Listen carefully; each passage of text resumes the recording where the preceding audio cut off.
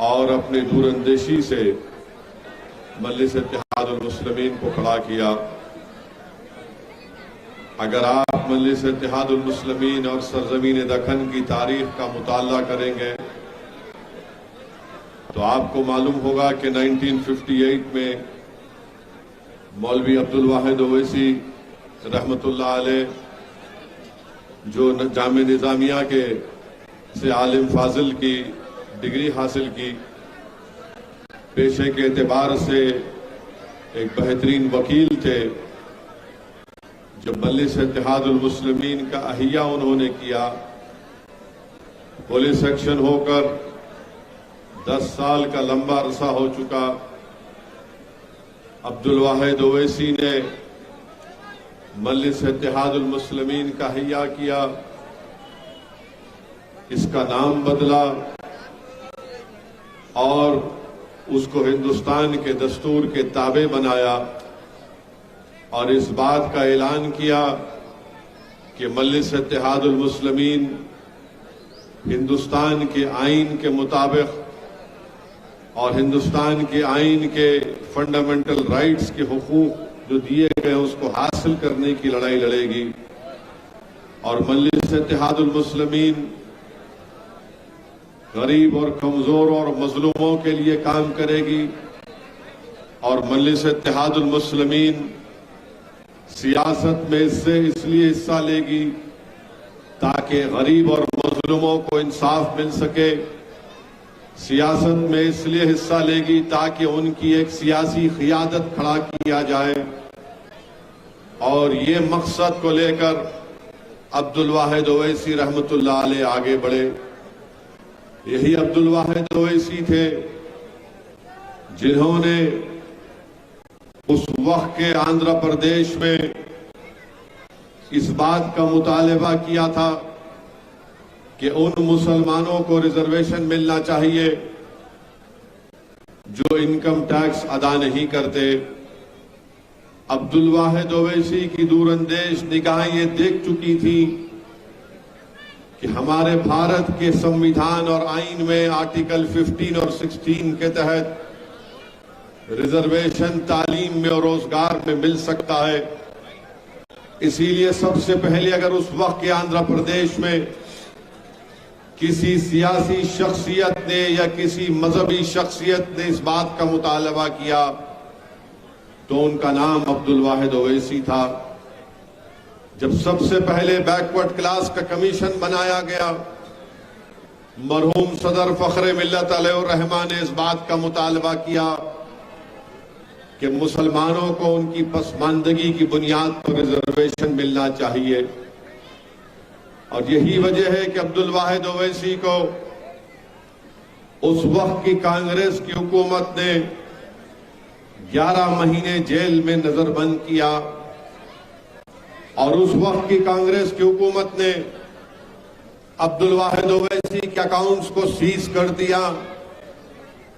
उस वक्त की कांग्रेस की सरकार ने अब्दुल वाहिद ओवैसी के औलाद पर, उनके घर वालों पर जुल्म और सितम को ढाया। मैंने अपने बुजुर्गों से सुना कि अब्दुल वाहिद ओवैसी के घर का पानी भी बंद कर दिया गया था और लोग अब्दुल वाहिद ओवैसी के घर को आने को और उनसे अफराद खानदान से मुलाकात करने से डरते थे। 11 महीने जेल की सोबतें अब्दुल वाहिद ओवैसी को बर्दाश्त करना पड़ा।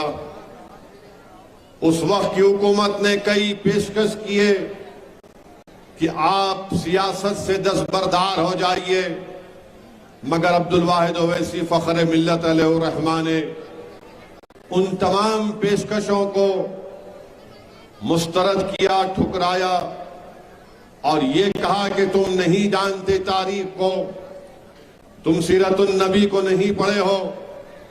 मैं जानता हूं कि पुलिस एक्शन के उस पूरा शुभ दौर के बाद जब पंडित सुंदरलाल और काजी अब्दुल गफ्फार की रिपोर्ट ने कह दिया कि पुलिस एक्शन के दौरान हजारों लोगों की मौतें हुई, ये मेरे अल्फाज नहीं है, आज भी नेहरू लाइब्रेरी दिल्ली में काजी अब्दुल गफ्फार और पंडित सुंदर लाल की रिपोर्ट, मेरे इस अल्फाज को आपको बता दिया जाएगा। उस रिपोर्ट अगर आप पढ़ेंगे तो काजी अब्दुल गफ्फार और पंडित सुंदर लाल ने कहा कि 35-50 हजार से ज्यादा अक़लियतों का, मुसलमानों का कत्ल हुआ। ये मेरे अल्फाज नहीं है, पंडित सुंदर लाल की रिपोर्ट है। मेरे अजीज दोस्तों और बुजुर्गों, उस वक्त में अब्दुल वाहिद ओवैसी ने मजलिस इत्तेहादुल मुस्लिमीन का नाम बदला, उसकी सियासी तहरीक का, उसकी सियासी सफर का आगाज किया। कई इलेक्शन भी लड़े, इलेक्शन में कामयाबी नहीं मिली। दारुस सलाम का मुकदमा अब्दुल वाहिद ओवैसी 1 साल 2 साल नहीं, 11 साल अब्दुल वाहिद ओवैसी ने दारुस सलाम के मुकदमे को लड़ा।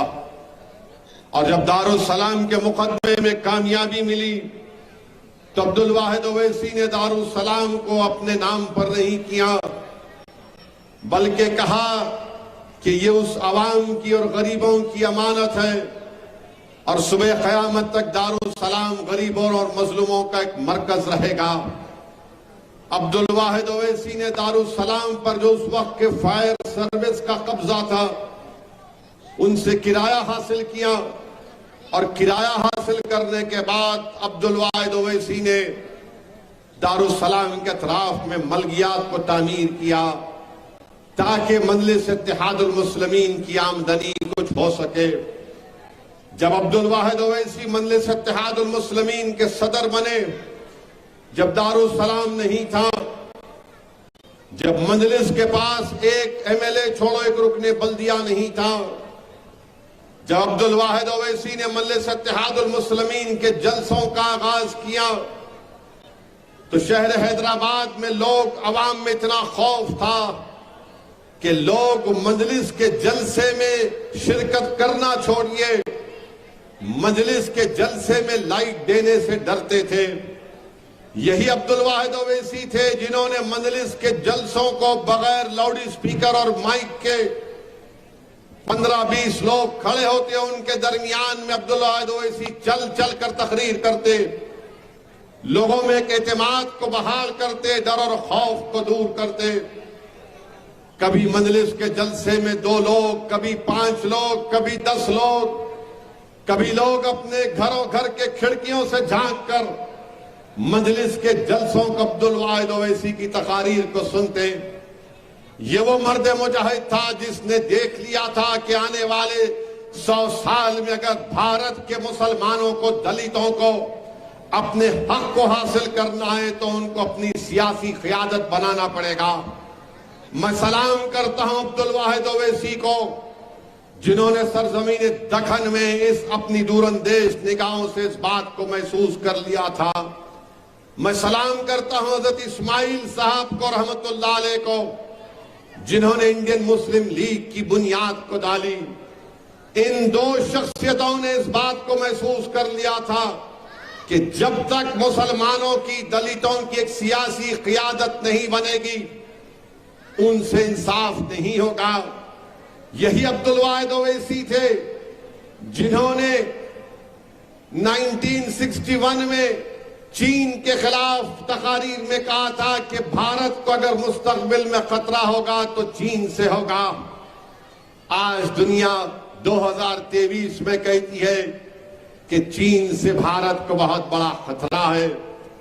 मेरे अजीज दोस्तों और बुजुर्गों, आज मजलिस इत्तेहादुल मुस्लिमीन के पास 2 अराकीन पार्लिमान है, 2 अराकीन असेंबली महाराष्ट्र में है, बिहार में 1 है, तेलंगाना में 7 अराकीन असेंबली और 2 रुकने कानून साज काउंसिल है। अराकीन बल्दिया हैदराबाद, तेलंगाना, कर्नाटका, मध्य प्रदेश और फिर उत्तर प्रदेश में हालिया दिनों में मजलिस के 100 से ज्यादा कॉर्पोरेटर जीत कर आए। 5 चेयरमैन डायरेक्ट इलेक्शन में कामयाब हुए। मीरठ की सरजमीन पर मजलिस के मेयर के उम्मीदवार ने 1.5 लाख वोट मीरठ के शहर में हासिल किए और 11 कॉरपोरेटर मजलिस के मीरठ शहर में कामयाब हुए। संभल शहर में मजलिस का चेयरमैन मुंतखब हुआ और उस हमारे मजलिस के उम्मीदवार ने संभल के मौजूदा रुकने असेंबली समाजवादी पार्टी के रुकने असेंबली के घर की एक खातून को हराया। मैं आज के जलसे से उन तमाम उत्तर प्रदेश के उन जिम्मेदारों को, उन लोगों को शुक्रिया अदा करता हूं जिन्होंने मजलिस के हक में अपने वोट का इस्तेमाल किया। मैं हमारी मां और बहनों का शुक्रिया अदा करता हूं जिन्होंने मजलिस की कामयाबी के लिए मेहनतें की और अपने वोट का इस्तेमाल किया।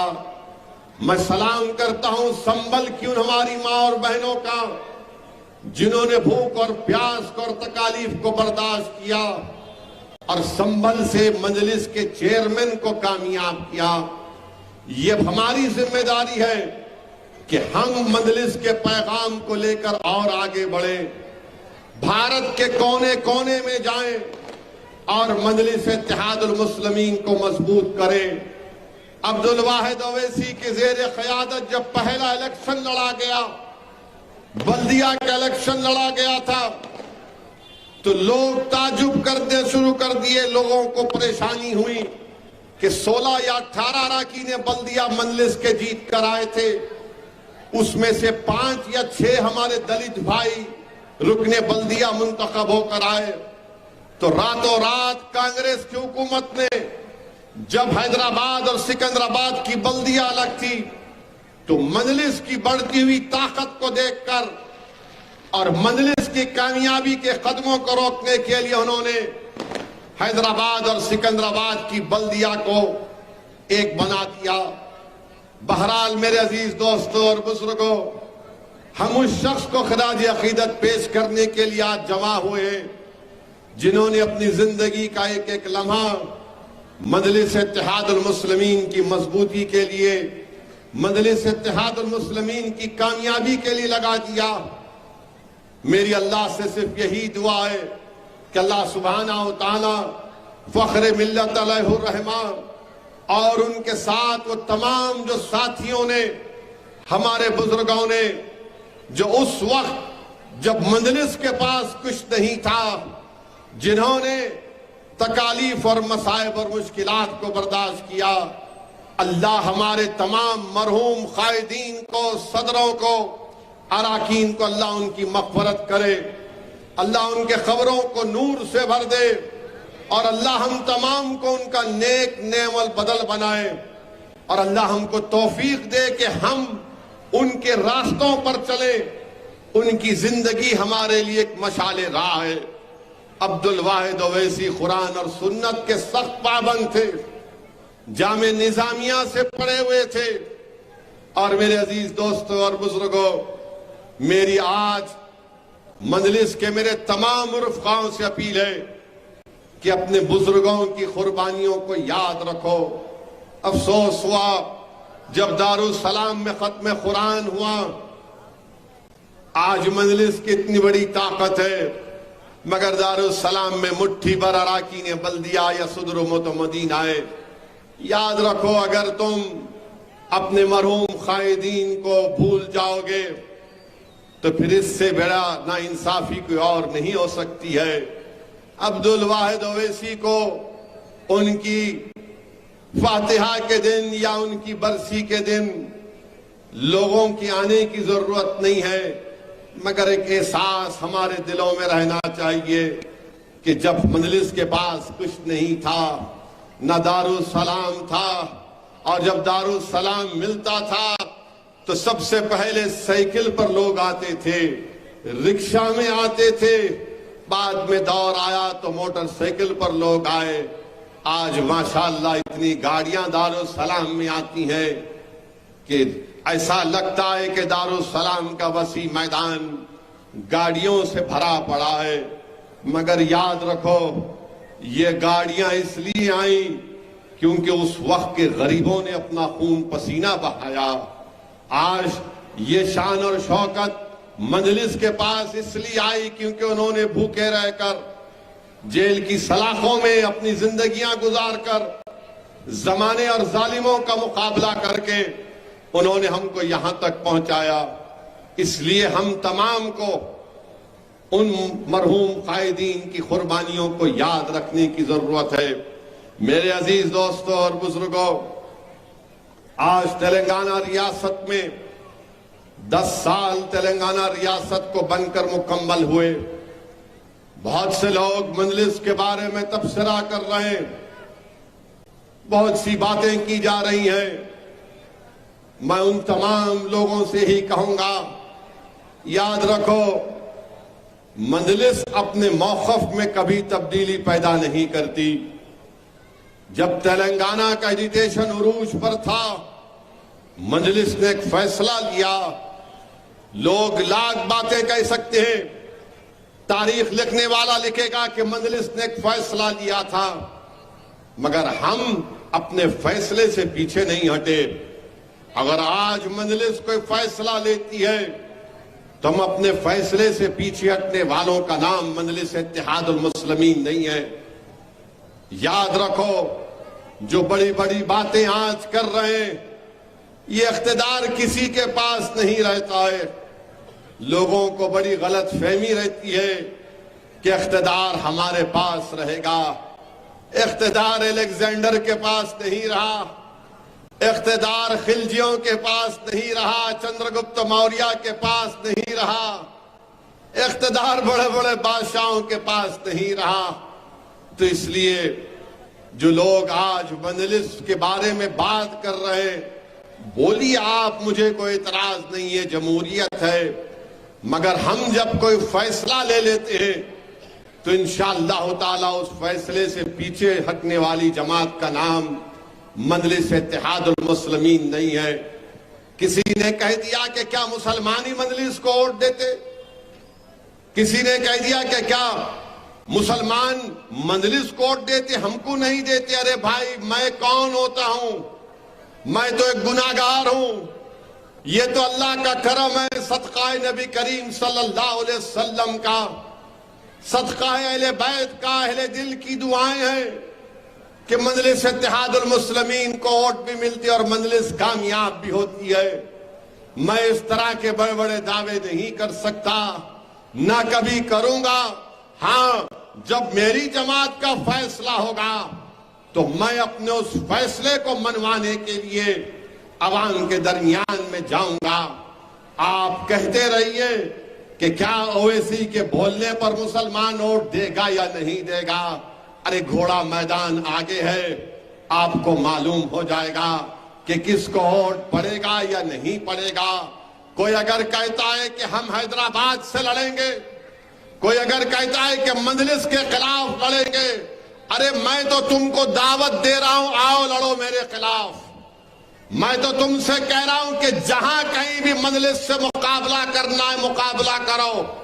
मैं मुकाबला करने में जितना मुझे मजा आता है, बातचीत में मुझे मजा नहीं आता है। आओ मुकाबला करो, जमहूरियत है। मगर मुकाबले से पहले ये क्यों पुकार रहे हो मुकाबला करेंगे?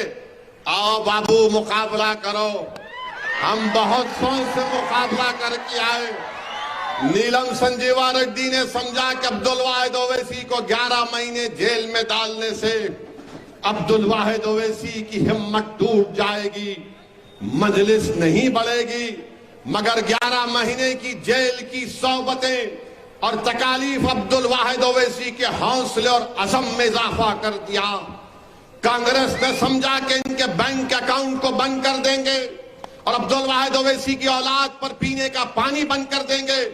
मगर लोग नहीं जानते थे कि अब्दुल वाहिद ओवैसी ने अपनी औलाद की, अपनी नस्लों की इस तरह तरबियत नहीं की, क्योंकि अब्दुल वाहिद ओवैसी जानते थे कि करबला में क्या हुआ। अब्दुल वाहिद ओवैसी सीरतुन नबी के तालिब इल्म थे। इसीलिए मेरे अजीज दोस्तों और बुजुर्गों, मुकाबला करो। कौन रोक रहा आपको? अरे आओ मुकाबला करो हैदराबाद की पार्लियामेंट से। तुम हैदराबाद से लड़ो, मैं मेदक भी जाऊंगा, सिकंदराबाद भी जाऊंगा, औरंगाबाद भी जाऊंगा, किशनगंज भी जाऊंगा। अरे ये मेरी मर्जी है, मेरी जमात का फैसला होगा। मगर ये मत कहो जब मुकाबला होगा तो रोना नहीं। अरे ये क्या बात है। इसीलिए बड़ी बड़ी बातें करना ये इन लोगों को ज़ेब नहीं देता। मुकाबला करेंगे, अरे कौन रोक रहा भाई मुकाबले से आपको। हम तो हमेशा बोलते हैं कि जमहूरियत की खूबसूरती है कि मुकाबला होना चाहिए। आप आइए, आपको लड़ना है लड़िए, हैदराबाद लड़िए, चंद्रायन गुट्टा लड़िए अकबर के खिलाफ, कहीं से भी लड़िए, नामपल्ली लड़िए, आप कभी याकूतपुरा लड़ लीजिए, मलकपेट लड़ लीजिए, कौन रोक रहा आपको। आइए मुकाबला करिए, हम भी मुकाबला करने को तैयार हैं। हम क्या यहां पर जो पहुंचे हैं, हम कैसे पहुंचे यहां पर? डीलिंग करके पहुंचे नहीं, लड़के पहुंचे। अगर यहां तक पहुंचे तो कुर्बानियां देकर पहुंचे। अगर हम यहां तक पहुंचे और इंशाअल्लाह सुबह कयामत तक आगे बढ़ते रहेंगे तो कुर्बानियां देते रहेंगे, मुकाबला करेंगे, जालिमों से मुकपंजा आजमाई करते रहेंगे। अरे इख्तिदार पर बहुत लोग बैठे, नीलम संजीवा रेड्डी से लेकर अब तक सबने ही कहा कि इख्तिदार मेरे पास से नहीं जाएगा। अरे इख्तिदार किसी के पास रहने वाला नहीं है। मुकाबला करिए, कौन रोकता है आपको? अरे मैं कौन होता हूं मुसलमानों को बोलने के लिए? मैं कौन हूं? मैं तो गुनाहगार हूं। मैं तो सिर्फ मुसलमानों के, दलितों के, कमजोरों के दरमियान में खड़े होकर उनकी लड़ाई लड़ता हूं, उनके हुकूक की बात करता हूं, उनके हक के लिए लड़ता हूं। और अगर ये मेरा जुर्म है तो सुन लो, मैं ये जुर्म करता रहूंगा, क्योंकि मुझे यही बताया गया है कि जो कमजोर है उसको तुम्हारी आंखों में मजबूत रखो, जो सबसे आखिर है उसको सबसे सामने लेकर आओ। यही हमको बताया गया है। अरे ये तेलंगाना, मैं तो अपने बचपने से, मेरी उम्र 10-11 साल की थी जब से मैं अपने मरहूम वालिद की उस लेफ्ट हैंड ड्राइव 6444 की जीप में अपने स्कूल की गर्मा की छुट्टियों में, अल्लाह मग़फ़रत फरमाए, रहमत हुसैन ज़ैदी साहब की, शेख मोहम्मद अख्तर साहब की, इस्माइल ज़बी साहब की, हमारे मरहूम गुलाम गौस खां साहब की, जिनको लोग मोहब्बत से मामा कहते थे, अहमद पाशा खादरी मेरी इस बात की तस्दीक करेंगे। मैं बैठकर अपने वालिद के साथ उस तेलंगाना के मुख्तलिफ जिलों में जाता था। आदिलाबाद में अगर गए तो आदिलाबाद से सिरपुर, कागज नगर, मंचरियाल, वो क्रेमरी के जंगल से होते हुए जाते थे। मुझे सब याद है। तो ये मत समझाओ कि मैं पैराशूट से उतर कर आया। मैं भी इसी जमीन से जमीन पर पैदा हुआ, इसी जमीन पर चलकर यहां तक आया हूं। तो मुझे मालूम है कि कहां का किधर क्या काम हो रहा है। थोड़ी बहुत कोंचम पॉलिटिक्स हमको भी आती है, कोंचम ज्यादा नहीं आती, लिटिल आती है। सालारे मिल्लत बोलते थे।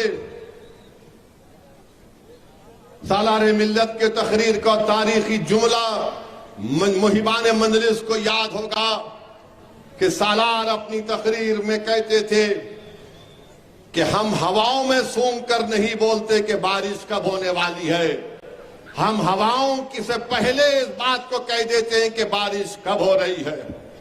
सालार ये कहते थे कि हम राख में फूंक कर खाक अपने चेहरे पर नहीं उड़ाते, हम राख में फूंक कर खाक अपने चेहरे पर नहीं उड़ाते, जब हम राख में फूंकते तो उसमें चिंगारी पैदा करते। तो समझा करो आप नहीं समझना चाह रहे। अब जो देखो मुंह को आया बोलता हूं। दारुसलाम, अरे दारुसलाम तो छोड़ो प्यारे, तुम देखो अब क्या होता है। दारुसलाम वो करेंगे। अरे दारुसलाम हमने अपने खून पसीने से हासिल किया। दारुसलाम की एक एक इंच जमीन पर उन गरीब मुसलमानों के आंसू हैं।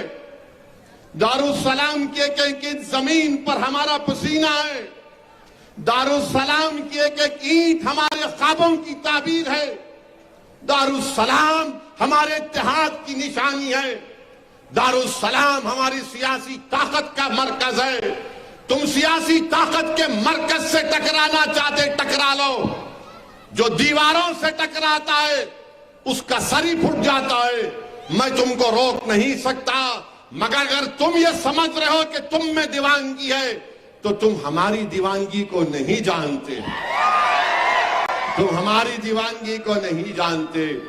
मेरे अजीज दोस्तों और बुजुर्गों, फिर तेलंगाना के 10 साल मनाए गए। मेरी तकरीर पर बहुत बड़े तबसरे किए जा रहे हैं। करिए तबसरा, मुझे क्या करना है। आप लोग टाइम पास करना चाह रहे हैं, करिए। मगर मेरा एक सवाल यह है कि तेलंगाना के 10 साल का जो सेलिब्रेशन मनाया जा रहा है उसमें आपने कहीं पर उर्दू में इश्तिहार देखा? देख लो आप जाके, उर्दू में इश्तिहार देखा आपने? मैं तो नहीं देखा। निजामाबाद के हमारे मजलिस के लोगों को फोन किया, मैंने कहा जनाब जरा इस निजामाबाद में जो इश्तिहारात 10 साल के सेलिब्रेशन के लगाए गए हैं जरा भिजाइए। एक भी उर्दू का लफ्ज नहीं। और तेलंगाना में उर्दू दूसरी सरकारी जबान है। और उर्दू एकेडमी को 4 साल में 101 करोड़ रुपए दिए गए थे, जिसमें से उर्दू एकेडमी 101 करोड़ जो 4 साल में दिए गए थे उसमें से सिर्फ 37 करोड़ रुपए खर्चा किए। अब आप बताइए इसका जिम्मेदार मैं कैसे हूं? क्या हुकूमत इस पर कुछ तबसरा करेगी? अब हमारे मुखालिफिन बोलेंगे आप क्या करें, तो हम ये करें कि अकबरुद्दीन ओवैसी और अराकीन असेंबली की नुमाइंदगी पर हमने तेलंगाना की गवर्नमेंट को मजबूर किया और 66 उर्दू ऑफिसर्स का तकर्रुर किया। डिफरेंट डिपार्टमेंट में, कलेक्ट्रेट में, मिनिस्टरों की पेशियों में। ये मजलिस का कारनामा था। मगर अफसोस हुआ कि 10 साल का जश्न मनाया जा रहा है और एक भी उर्दू में कहीं इश्तिहार नहीं आता, सिर्फ तेलुगु में इश्तिहार नजर आते। यकीनन तेलुगु फर्स्ट लैंग्वेज है, मगर उर्दू सेकंड लैंग्वेज भी तो है। कहां गए वो लोग जो बोलते थे गंगा जमुनी तहजीब है? कहां है मेरे भाई? उर्दू को नजरअंदाज करके रख दिया गया। 10 साल रियासत तेलंगाना के मनाए जा रहे हैं। विजारती अक़लियती बहबूद, मिनिस्ट्री ऑफ माइनॉरिटी वेलफेयर को 15,000 करोड़ रुपये बजट में दिए गए। उसमें से खर्चा कितने हुए? 9,000 करोड़। अगर इस साल के बजट को निकाल दिया जाए तो करीब 12,800 करोड़ रुपये अलोकेट हुए और एक्सपेंडिचर खर्चा हुआ सिर्फ 8,800 करोड़ का। 4,000 करोड़ रुपये कम हो गए। ये क्यों कम कर दिए गए? इसका जवाब हुकूमत के पास होना चाहिए। अच्छा, तेलंगाना में 20 एसपीज हैं, सुप्रीडेंट ऑफ पुलिस हैं। उसमें से सिर्फ एक मुसलमान गौस आजम एसपी है मुल्क के। फिर मुझ पे इल्जाम लगाते बीजेपी वाले, अमित शाह हैदराबाद जैसा उतरेंगे, अब आने वाले हैं, अखबार की रिपोर्ट है। जैसा शाह साहब उतरते उनके पेट में दर्द होता और तकरीर शुरू करते ही बोलते MIM पार्टी। भाइयों बहनों, गाड़ी का स्टीयरिंग इनके पास है, 4% हम खत्म कर देंगे। अरे भाई, मेरे हाथ में अगर गाड़ी का स्टीयरिंग है तो 20 जिले में एक मुसलमान एसपी क्यों है? कौन जिम्मेदार है इसका? 33 डिस्ट्रिक्ट कलेक्टर में एक मुसलमान एसपी है जगतियाल जिले की। इसका जिम्मेदार मैं हूं क्या? हम पूछना चाह रहे हैं कि अगर इल्जाम मजलिस पे लगता, वो हिंदी का लफ्ज है तुष्टीकरण की राजनीति मजलिस कर रही है। अंग्रेजी में बोलते हैं अपीसमेंट के, मजलिस को खुश किया जा रहा है। कौन सा खुश किया जा रहा है हमारे को? हमारे बजट के पैसे 4000 करोड़ रुपए नहीं दिए, स्टीयरिंग मेरे हाथ में है। एक मुस्लिम एसपी है, मगर बीजेपी बोलते नहीं नहीं इनो चला रहे। अरे कौन चला रहा मेरे को मालूम। और फिर आप देखो तेलंगाना में उस्मानिया यूनिवर्सिटी का वाइस चांसलर कौन है? डी रमेंद्र साहब है। उनकी कास्ट क्या है? यादव है। रजिस्ट्रार कौन है? लक्ष्मी नारायण साहब, वो दलित है, माला कम्युनिटी से है। काकतिया यूनिवर्सिटी वरंगल के वाइस चांसलर रमेश साहब हैं।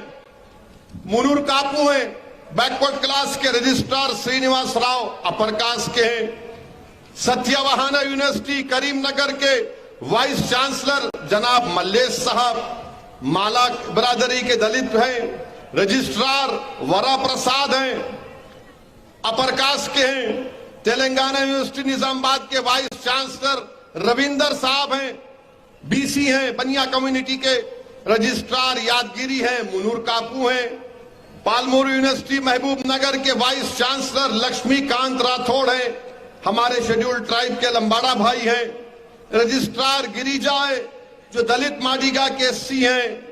महात्मा गांधी यूनिवर्सिटी नलगुंडा के वाइस चांसलर गोपाल रेड्डी साहब हैं, रेड्डी बरादरी से हैं। रजिस्ट्रार कृष्णा राव साहब हैं, माला हैं, शेड्यूल कास्ट के हैं। B R. Ambedkar open university vice chancellor Velama बरादरी के हैं। Registrar Venkat Narasimha Reddy upper caste के हैं। JN Jawaharlal Nehru architecture fine arts university के वाइस चांसलर एन कविता हैं, वेलमा हैं। रजिस्ट्रार के सुंदर हैं, माला है, कम्युनिटी के दलित हैं।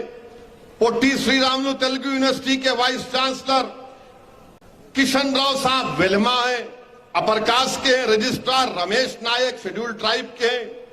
KNR हेल्थ यूनिवर्सिटी वरंगल के vice chancellor doctor Karunakar Reddy हैं, रेड्डी अपर कास्ट के हैं।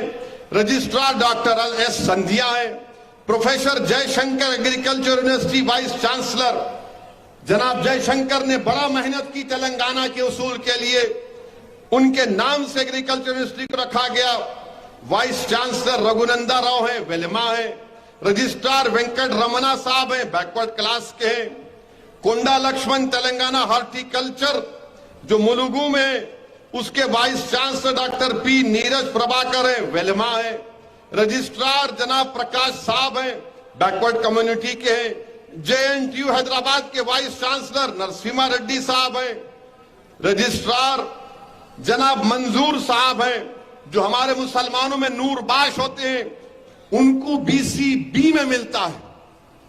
अब जो मुझ पर इल्जाम लगाते हैं और जो झूठा प्रोपेगेंडा करते हैं और जो ये कहते हैं कि क्या ओवैसी बोलने से मुसलमान वोट देगा, तो बताओ 15 यूनिवर्सिटीज में एक भी मुसलमान वाइस चांसलर क्यों नहीं है? क्या हमारे पास पढ़े लिखे प्रोफेसर नहीं है? 15 यूनिवर्सिटी में एक भी वाइस चांसलर नहीं है। और कितने बनाए गए? वेलमा बरादरी के 6 वाइस चांसलर, रेड्डियों के 4, मुनूर कापू भाइयों के 2, यादवों का 1, शेड्यूल कास्ट का 1, शेड्यूल ट्राइब का 1 वाइस चांसलर। मुसलमान को क्यों नहीं मनाया गया? इसका जवाब कौन दिया जाएगा? और आप कल बोलेंगे नहीं नहीं इन्हों फिरका परस्ती करते, इन्हों कम्युनल बात करते। अरे भाई, जब सबको बनाया जा रहा है तो मुसलमान को क्यों नहीं बनाया गया? और बोलो बीजेपी वालों, मुनूर कापू लोगों को 2-2 वाइस चांसलर बनाए गए। अब इस पर आप क्या बोलेंगे? वेलमा बरादरी के 6 वाइस चांसलर, रेड्डी बरादरी के 4, और no Muslim but I am communal. मैं फिरका परस्त हूं, इतनी बड़ी लिस्ट आपके सामने दे दिया। अब बताओ आप कौन जिम्मेदार है इसका?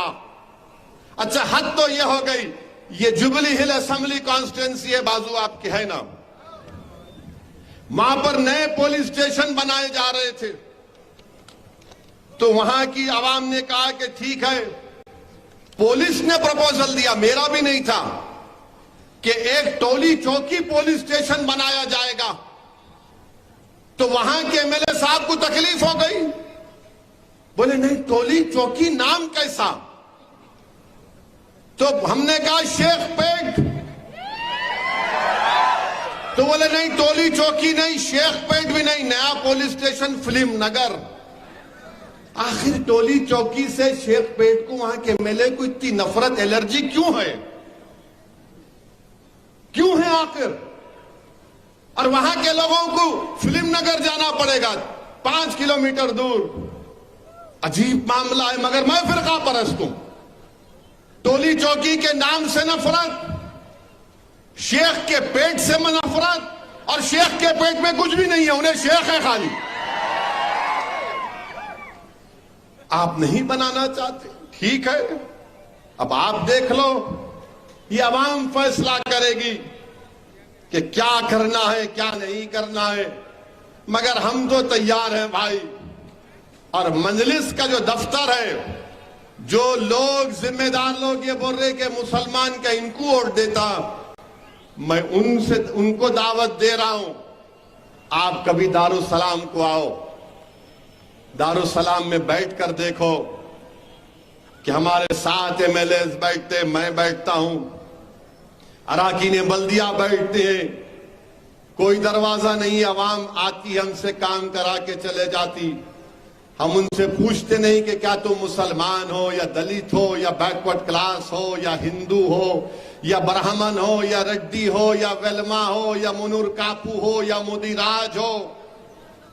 हम उनसे यही कहते हैं कि आप आए दारुसलाम को, बोली हम क्या खिदमत कर सकते हैं आपकी।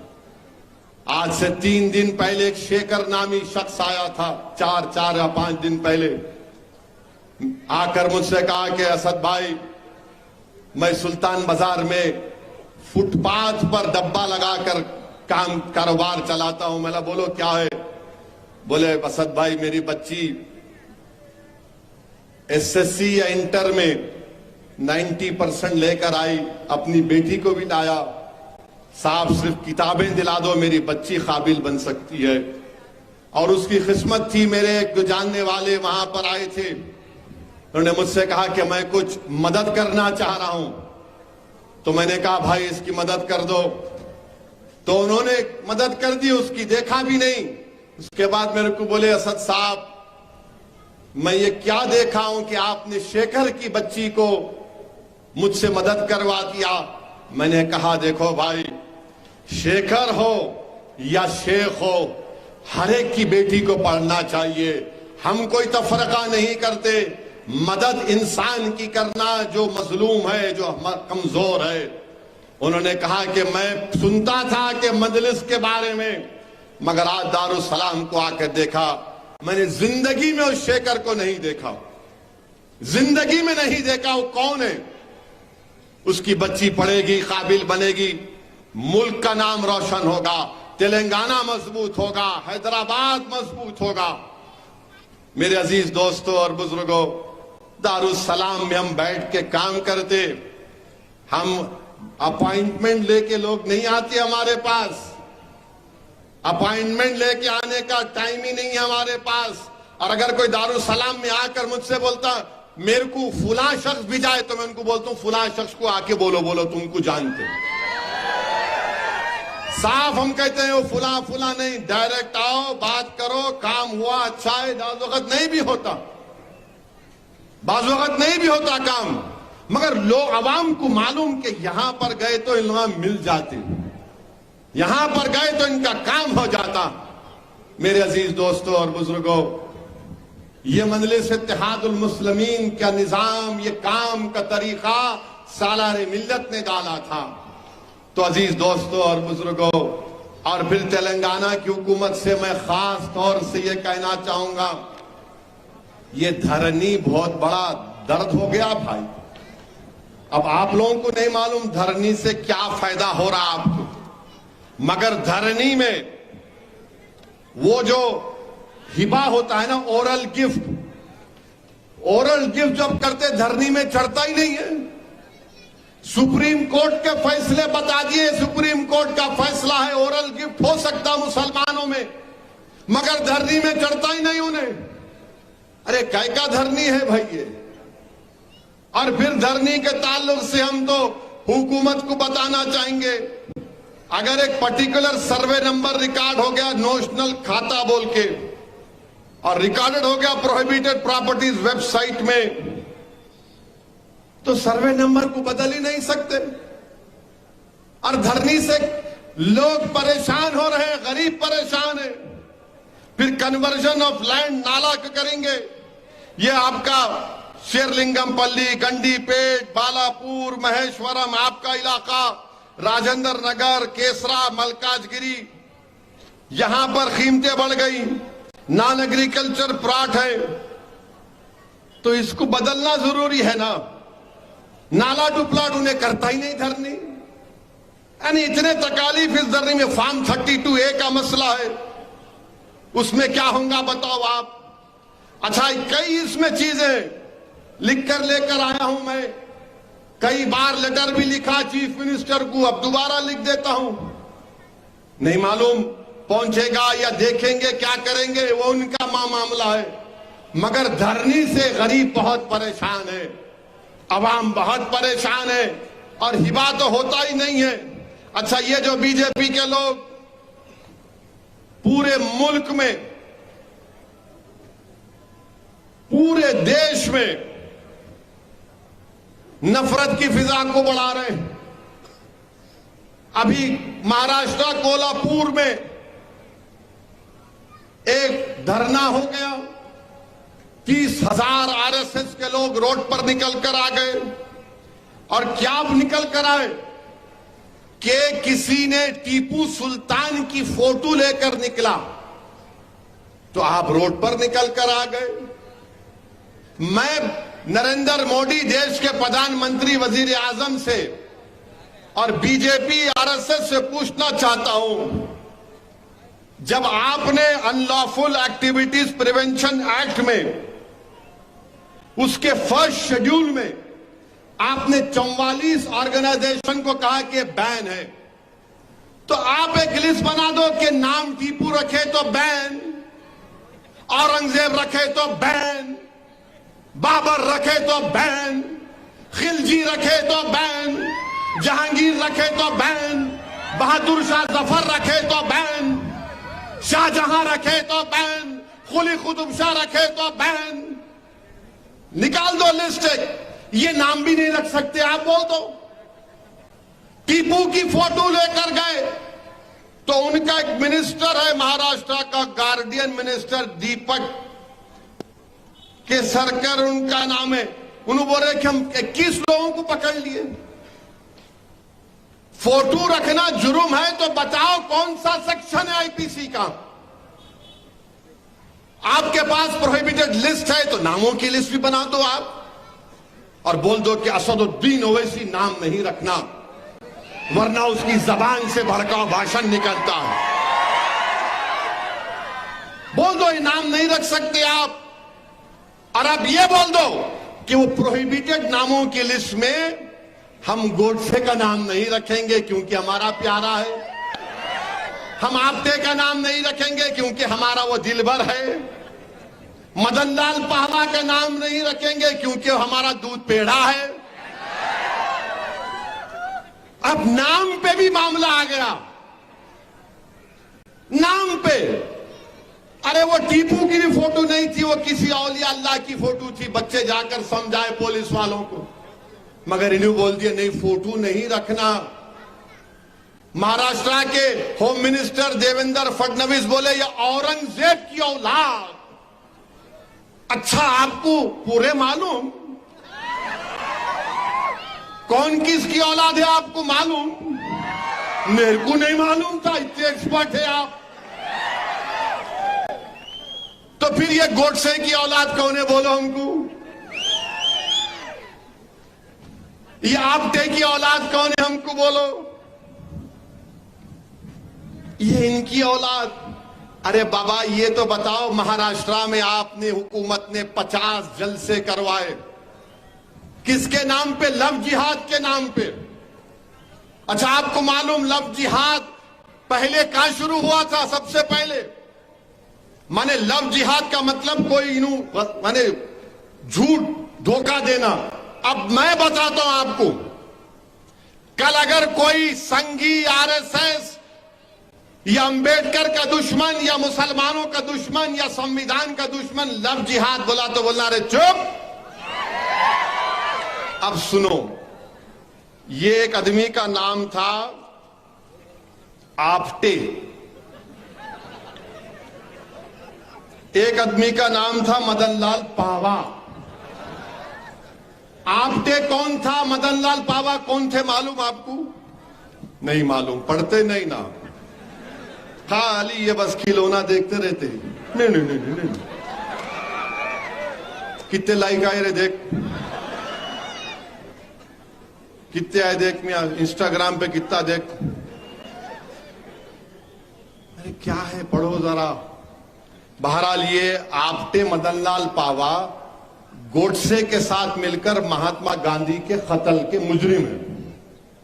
इन्होंने महात्मा गांधी को कत्ल किया। तो ये जो आपटे हैं, इन्हों शादीशुदा थे, आपटे शादीशुदा थे, मगर चोंच मारने की बीमारी थी इनको। अब ओल्ड सिटी के हैदराबाद की जबान में तो बोलते मियां बुढ़ा हो गया, दीवारा कूदना छोड़ दे। तो मैं नहीं बोल सकता, मगर बोलते, मैं नहीं बोलता वो, उसमें भी बोलता हूं आपको। तो आपटे क्या थे, शादी कर लिए, मंगर रंगीले थे। तो आपटे क्या करे, एक क्रिश्चियन बच्ची थी, उसका नाम मनोरमा था, उससे इश्क में मुब्तला हो गए।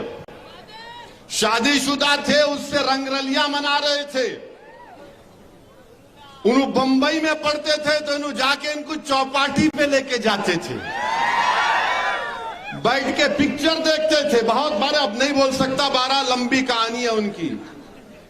और इसको बोल के गए कि मैं दिल्ली जा रहा हूं, बोले नहीं कि गांधी को मारने जा रहा हूं, मैं दिल्ली जा रहा हूं, फिर बाद में आ तो अपन फिर मिलेंगे। दिल्ली गए और गांधी को मारने से पहले अपने मां बाप की पसंद की बच्ची को भी देख के आए कि इससे शादी करूंगा। उसको ले जाके साड़ी भी दिए। अब इसको क्या बोलते बोलो, शादीशुदा है और फिर आप एक से इश्क लड़ा रहे हैं, उसको भी धोखा, और जाके तीसरी को बोल रहे मैं तेरे से शादी करूंगा। और फिर गांधी को कत्ल करने के बाद वापिस आकर मनोरमा के साथ मनोरमा कर रहे थे। तो जब उसको पुलिस जाकर बोली कि ये आपटे है, पापी है, ये गांधी का कातिल है, तो मनोरमा ने कहा, यकीन नहीं आया उसको। उसने कहा कि इस फोन पर, खैर उसका फोन आने वाला है, फोन आया तो उस वक्त की पुलिस को मालूम हुआ कि आपटे एक जगह पर है, वहां जाकर आपटे को पकड़ लिए। अब इसको क्या बोलेंगे बीजेपी वाले, इसको क्या बोलेंगे बीजेपी वाले, बोलो। और फिर ये एक साहब हैं मदनलाल पावा, इनकी भी बड़ी रंगीन दास्तान है। अहमदनगर जो महाराष्ट्र में है, वहां की एक बहुत बड़ी तवायफ औरत थी।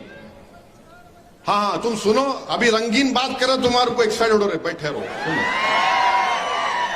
ये मदनलाल पावा साहब अहमदनगर में थे, तो इनको वहां पर एक तवायफ की बेटी थी।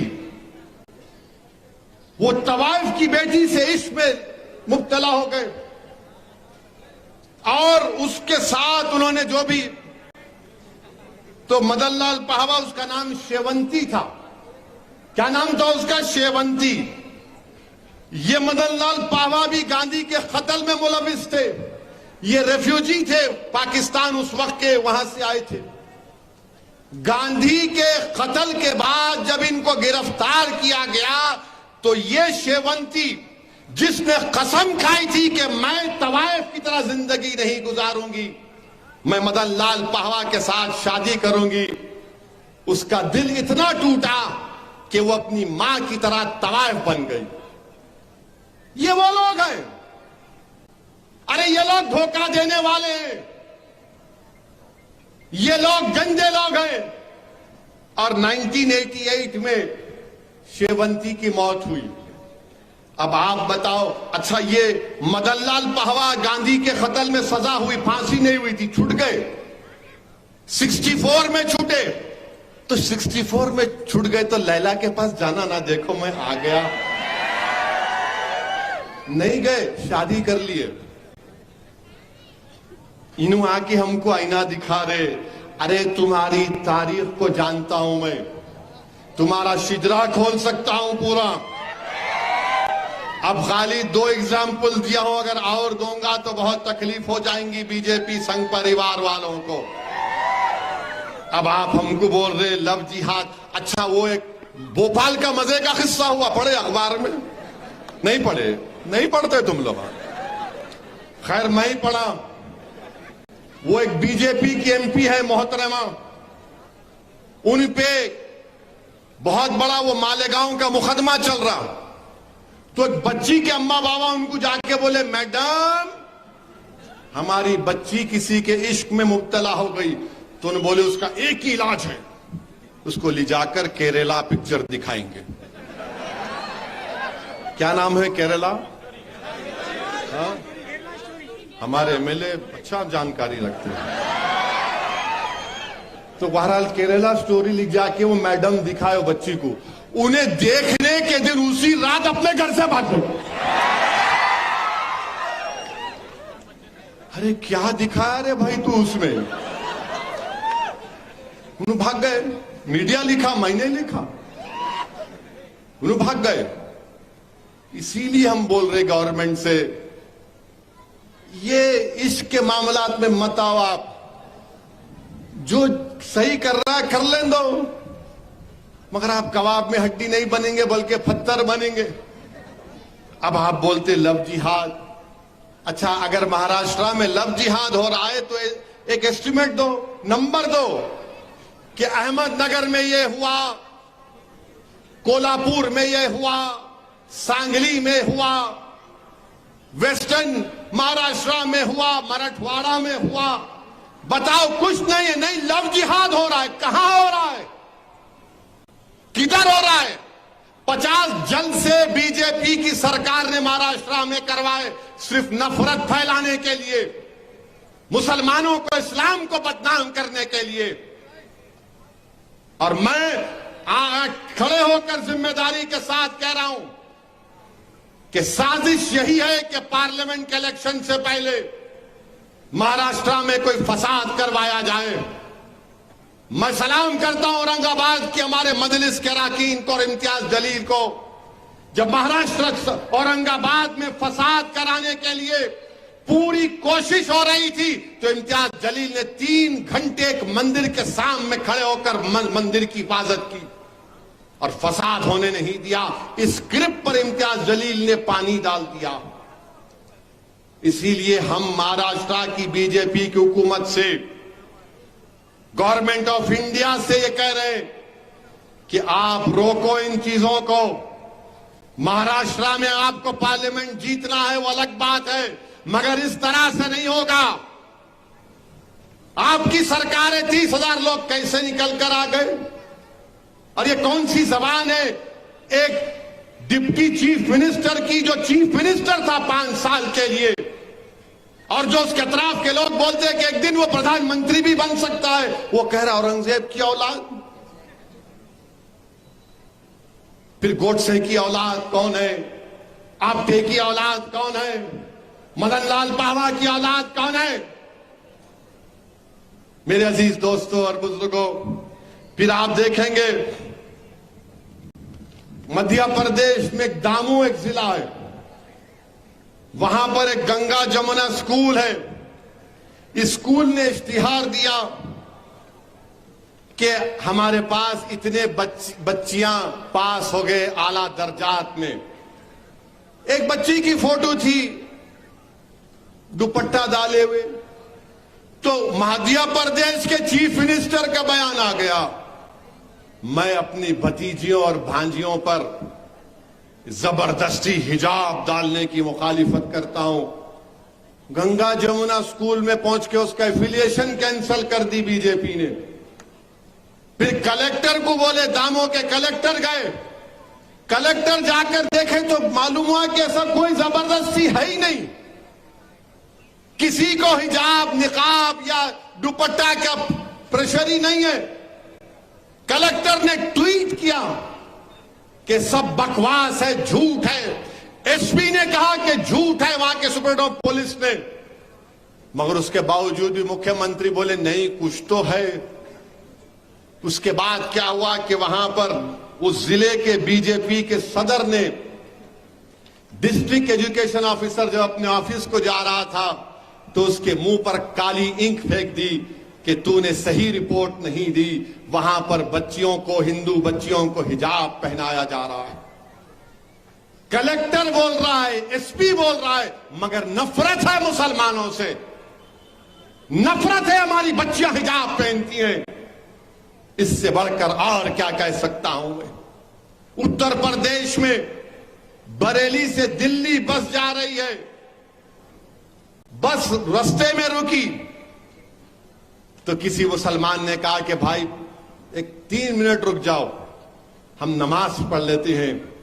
नमाज पढ़े तो क्या हुआ, 3 मिनट सिर्फ 2 मुसलमान नमाज पढ़े तो कृष्णपाल सिंह ड्राइवर को और मोहित यादव जो कॉन्ट्रैक्ट का एम्प्लॉय है, कृष्णपाल यादव को सस्पेंड कर दिए, मोहित यादव को बरतरफ कर दिए। क्या बोलते, सिर्फ 2 मिनट बस ज्यादा रुकी, मुसलमान नमाज पढ़े।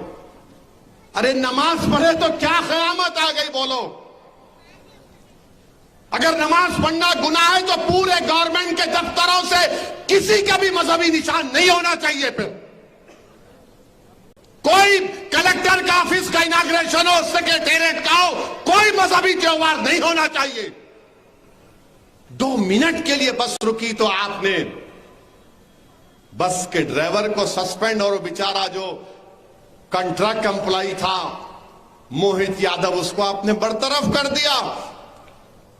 और सबका साथ, सबका विकास, सबका विश्वास की आप बात करते हैं। मेरे अजीज दोस्तों और बुजुर्गों, वहीं पर आप देखो ये जो हमारे दुश्मन है सियासी, बार बार खड़े होकर बोलते कांग्रेस ये, कांग्रेस वो, हमारी वो है, हम ये करेंगे वो करेंगे। अजी हजरत खाली बोलते या कुछ करते भी तुम लोग। राजस्थान में मौसम खान एक नामी शख्स को लक्ष्मणगढ़ के उनको जला दिया गया, कांग्रेस की सरकार है। फिर वहां पर जुनैद और नसीर को जिंदा जला दिया गया, किडनैप करके लेकर गए हरियाणा को, जिंदा जला दिया जुनैद नसीर को। 4 महीने हो गए, 11 में से खाली 3 को पकड़े। 15 लाख का ऐलान, सिर्फ 5 लाख दिए। अरे कांग्रेसियों जो मजलिस पर उंगलियां उठाते हैं, जाओ ना वहां जाकर बोलो तुम्हारे कांग्रेस के चीफ मिनिस्टर को, अशोक गहलोत को। और हद तो यह हो गई कि जो हाफिज जाबिर, जो जुनैद और नसीर के इंसाफ के लिए लड़ रहा था, उस पर 307 का झूठा मुकदमा डाल के जेल को भिजा दिए। उसके साथ 4 औरतों पर केस बुक कर दिए। अब आप बताइए मेरे अजीज दोस्तों और बुजुर्गों, ये क्या हो रहा है हमारे मुल्क में। मेरे अजीज दोस्तों और बुजुर्गों, नफरत फैलाने का काम किया जा रहा है, लड़ाई लगाने का काम, आग लगाने का काम हुकूमतें कर रही हैं। कांग्रेस की हुकूमत है, इंसाफ नहीं करते। अरे आप 4 महीने हो गए, 15 लाख नहीं दे सकते अशोक गहलोत आप। 4 महीने हो गए, आप गिरफ्तार नहीं कर सकते जुनैद नसीर के कातिलों को। मगर ये जो सेकुलरिज्म का निकाब पहनकर मजलिस पर वार करते हैं, अरे चुल्लू भर पानी में तुम लोग डूब मरो तुम लोग। तुम में हिम्मत नहीं है ये तमाम बातें करने की। जब मजलिस करती है तो बोलते हो ओवैसी की जबान से जो फिरका परस्ती टपकती है। अरे मैं कहां फिरका परस्ती की बात कर रहा हूं, मैं एक एक बात फैक्ट्स पर कर रहा हूं, फैक्ट्स की बुनियाद पर सच्चाई को बयान कर रहा हूं। उत्तराखंड में एक इलाका है, वहां पर 2 लोगों ने मिलकर एक अक्सरेती हमारे हिंदू भाई की बेटी को जो अंडर एज है उसको किडनैप करने की कोशिश की। तो मुसलमान और एक हिंदू दोनों गिरफ्तार हो गए, मगर उस इलाके में पोस्टर लगा दिए गए 15 जून तक खाली करो वरना ऐसा हो जाएगा वो हो जाएगा। आखिर क्यों मुसलमानों को, दलितों को, आदिवासियों को इस तरह दबाया जा रहा है कि हमको दबाने से, हमको डराने से, हमको मार्जिनलाइज करने से, हमको एलियनेट करने से कि आप सत्ता में आ जाएंगे। अगर आ भी जाएंगे तो कौन सा आपको कामयाबी मिलेगी। मेरे अजीज दोस्तों और बुजुर्गों, उत्तर प्रदेश में कोर्ट में एक कैदी को फिर गोली मार दी गई, वो मर गया वहां पर। मैं शुरू से कह रहा था कि एक ठोक दो की पॉलिसी गलत है। जमहूरियत में गोली से नहीं मारा जाता किसी को, अदालत से फैसले दिए जाते हैं, मगर कोर्ट के अंदर आकर उसको कत्ल कर दिया गया। अब आप बताइए कौन सी चीज बाकी रह गई है। अब लोग हम पे कहते नहीं अभी भी ऐसा करना है, अभी भी वैसा करना है। मेरे भाई, सच्चाई को पहचानो, सच्चाई को जानो, अपने फैसले सही लो।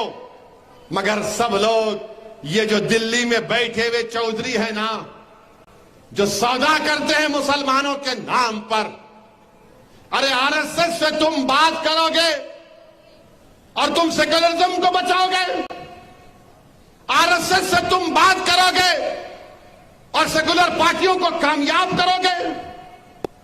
और अजीज दोस्तों और बुजुर्गों, 288 लोग ट्रेन के हादसे में मर गए।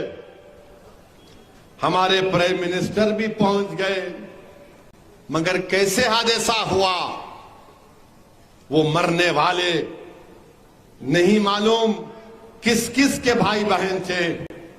मगर हमारे वतन अजीज में जब गरीब मरता है, चाहे किसी मजहब का हो, हिंदू हो, दलित हो, आदिवासी हो, मुसलमान हो, ईसाई हो, जो गरीब मरता है तो गरीब की जान की कीमत हमारे मुल्क में नहीं है।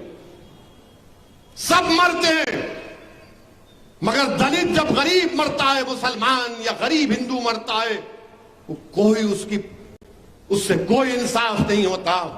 2 दिन 4 दिन अखबार में न्यूज बनती है, उसके बाद कोई उस गरीब को पूछ कर नहीं देखता। आपको मालूम, आदिवासी लोग हमारे मुल्क में 70 लाख आदिवासी लोग डिस्प्लेस हो चुके हैं, कोई पुरसाने हाल नहीं। 288 लोग मर गए, इसग्रेशिया ले लो, मौज बनाओ, मगर कैसे मरे उसका जवाब कौन देगा? क्यों मरे उसका जवाब कौन देगा? क्या वजीर आजम के जाने से इंसाफ हो जाएगा? अब सीबीआई को दे दिया। मेरे अजीज दोस्तों और बुजुर्गों, अफसोस होता है, तकलीफ होती है जब इस तरह के नजारे हम देखते हैं। 3 ट्रेन, 1, 2, 3 ट्रेन में टक्कर, और विश्व गुरु की बात नरेंद्र मोदी करते हैं। भारत सुपर पावर बन गया रे, 3 ट्रेन की टक्कर को आप नहीं रोक सक रहे। मुझे मालूम कि आज की तकरीर के बाद बहुत तकलीफ होगी बीजेपी वालों के पेट में, मगर सच्चाई को बयान कर रहा हूं। मेरे अजीज दोस्तों और बुजुर्गों, मजलिस इत्तेहादुल मुस्लिमीन को मजबूत करिए, मैं बार बार कह रहा हूं कि पोलिंग बूथ पर अपनी इब्तिदाओं को बनाओ, अपनी ताकत को दिखाओ, और जब वक्त आएगा एक सही फैसला इंशाअल्लाह लिया जाएगा। मैं मुकाबले से पीछे हटने वाला नहीं हूं। मैं फिर से कह रहा हूं, आप आइए, लड़िए हैदराबाद, कौन रोक रहा है आपको? You are welcome. मगर एक बात जान लो, हैदराबाद की जो सीट है ना, जो मजलिस की जो पहचान है, जो मजलिस की ताकत है, अगर इस असेंबली कॉन्स्टिट्यूंसी में तुम बैठे हो तो मैं जिम्मेदारी के साथ कहता हूं कि जब कभी भी इलेक्शन आता, तुम्हारी जबान पर पहले होता कि या अल्लाह मेरी जमात को तो पहले कामयाब कर दे। दुआ करते हैं ना आप लोग, या अल्लाह हमारी जमात को, हमारी ताकत को, हमारी शनाख्त को, हमारी पहचान को, हमारे बुजुर्गों की मेहनत को कामयाब कर दे। ये मेरी ताकत है, ये दुआएं मेरे साथ हैं, तुम्हारे आंसू मेरे साथ हैं, मेरे उस इज्जतदार मां और बहनों की दुआएं मेरी साथ हैं। आप मुकाबला करना चाह रहे, आजमा लो। दौलत से कोई कामयाब नहीं होता, दुआओं से कामयाब होता है। अगर दौलत से कामयाब होता तो फिर बहुत लोग कामयाब हो जाते। कोई जुल्म से कामयाब नहीं होता, कोई खिदमत से कामयाब होता है। तो मेरे अजीज दोस्तों और बुजुर्गों, आप तमाम का शुक्रिया कि आप आए। मैं आपका शुक्रिया अदा करता हूं। मेरी बातों पर गौर करिए, मजलिस को मजबूत करिए और अपनी जमात के लिए तैयार रहिए। अस्सलाम वालेकुम व रहमतुल्लाह।